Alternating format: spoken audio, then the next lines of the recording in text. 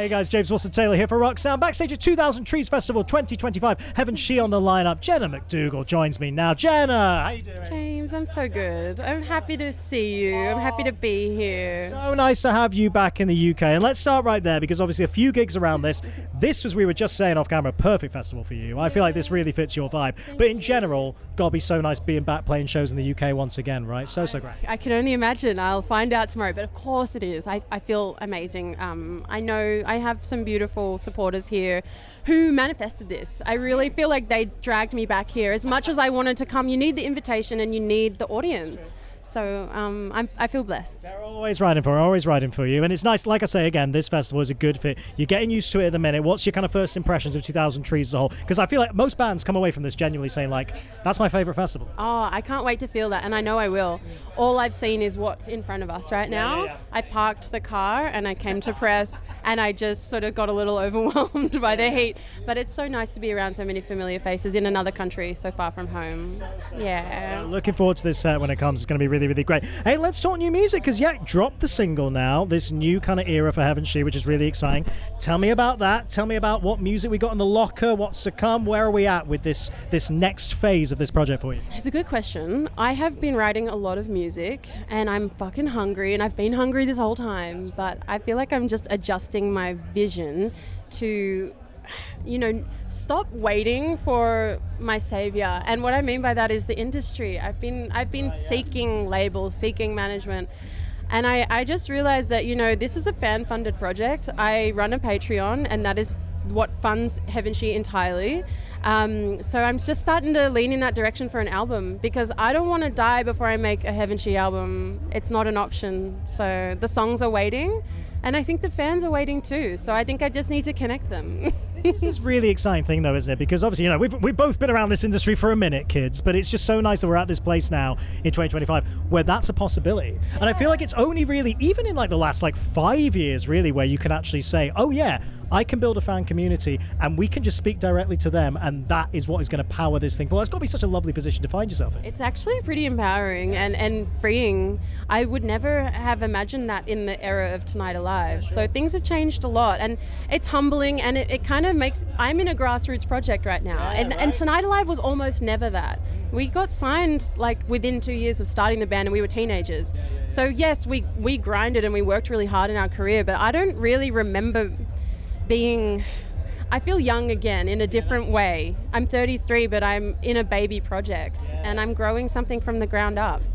Yeah. What a lovely place to be. And we talked about this a little bit before when you were first starting Hevenshe, I remember, but it's like the fact that because it's slightly away from the band, obviously, and not under your own name too, it feels like you've got that freedom to kind of take it wherever you want creatively, right? Yeah. Tell me about that. Tell me about the kind of sounds you've been playing with on this kind of newer material that's going to Ooh, thanks. That's exciting because, I really started this in the realm of the National and the war on drugs. That was my...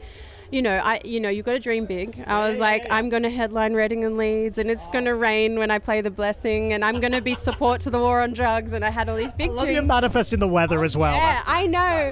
I'm sorry, you probably don't want it to rain at Reading and Leeds. But now I'm just kind of you know what? I'm allowed to do whatever I want, and I think the fans are on board with that. I'm not in a position where everyone's going to make a whole bunch of noise and go, you've changed. I've already been through that with Tonight Alive. We did the record that everyone went, what the hell were you thinking?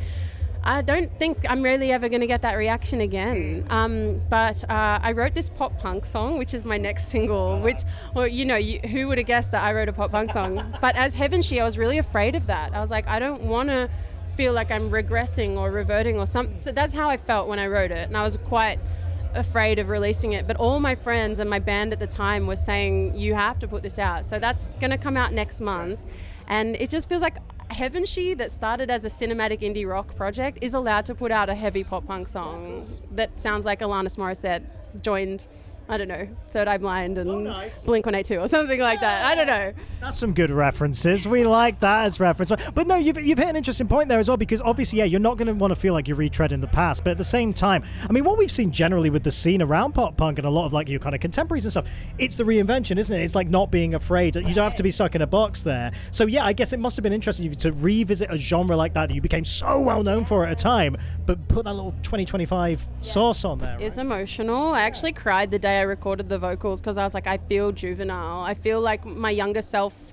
and I feel vulnerable in that younger self. So that was interesting, navigating how to record pop punk vocals again. Yeah. But it sounds dope, and I can't wait for people to hear it. This is the first time I'm talking about it. Oh, it's exciting. Yeah. Very excited to hear that one. I'm excited when that one comes. Hey, let's mention just that little gig you got to pop up at the old Sydney Opera House, that tiny little venue with our good friends in Parkway Drive. I mean, first of all, shout out to the Parkway boys. They absolutely killed it, and what a beautiful thing to be able to do with the orchestra in that legendary venue. I imagine it was an immediate yes when they called you up, right? I mean, yeah. Tell me about that experience. It looked amazing. And yeah, no, that was a very exciting email to get. I recorded the feature with them 10 years ago, but we've never performed it.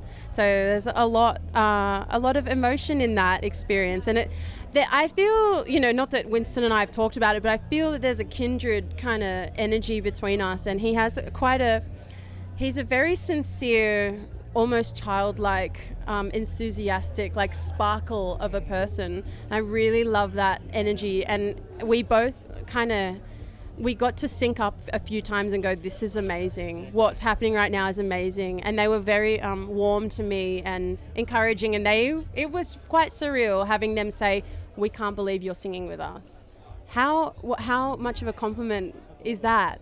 So I had an amazing experience all throughout. They're up there, some of the nicest people in rock, I gotta say. What a lovely, lovely team of people they are right there. And of course, the last time I saw you, I mean, it was back in Las Vegas with a little band called Tonight Alive. I mean, what a lovely experience that was. So great to see you guys back up on stage. And I guess this is, again, the really nice place I imagine you find yourself in as a band, is that you can just do it when you want. Do you know what I mean? You're all free to just be like, hey, if we fancy doing something, we fancy doing something. I imagine, is that the kind of plan moving forward? It's just like, hey, if it feels good, we'll do something. You're exactly right. That's exactly what our group chat sounds like.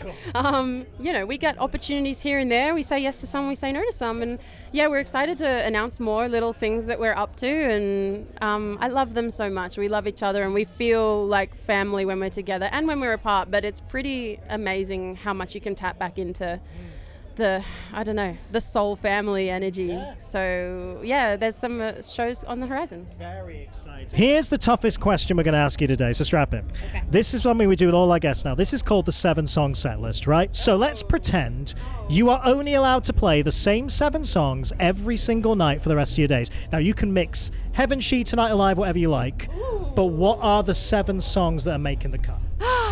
All right, Temple, Tonight Alive, Floor Bed, Essential. From here, where do we go? World Away. That's 4. Yes. 3 more. Oh, okay, so I've done 2 of each. Who Needs to Come With Me Forever? Wild Wild Heart. I do love that song. Another Tonight Alive song, One for One. Oh, this is really hard. Anyways, I guess I'll chuck in Crack My Heart. It's a real good vocal flex song. I need one more. Was it going to be heavy? Is it going to be indie? What's it going to be? Do you know any songs? I mean, the fact you haven't said The Edge yet is going to be driving fans insane off camera. It's on the tip of my tongue. The Edge. Go on. You got to give the people what they want. Let's give a big sing-along to finish. Nice set, though. You finished that quicker than most, to be fair. People... It's funny. Everyone always gets to number 6 and then goes, oh, this is really hard. Every time, I swear to God. Right, interesting. Really We've hit something with the number 7. I don't know what it is. It's very interesting. That'd be a fun set, though. It would be a fun set. I think that'll work really well. Hey, let's do one more question for you, actually, because now that you are in this place where you're doing Hevenshe festivals, does that change how you approach it? Obviously, I know, forget time constraints and all that kind of thing. The vibe. How do you think about putting together a festival set for this project versus your headlines? Well, I'm really happy that I'm 3 years into this project now, and I have enough songs that I can do a festival set. Yeah. So I just don't play my ballads, and I don't play my down tempo rock. That's kind of just where I'm at. But no, I have enough rock and upbeat songs now that I feel like I can put on an exciting performance. Absolutely. Yeah. Excited to see it, man. Very excited to see this festival. It's always such a pleasure, mate. It really is. So nice to see you. All the best with everything. Looking forward to more Hevenshe music. We will catch up very soon, I'm sure, all right? Good to see you. All right, Jenna McDougall, everybody.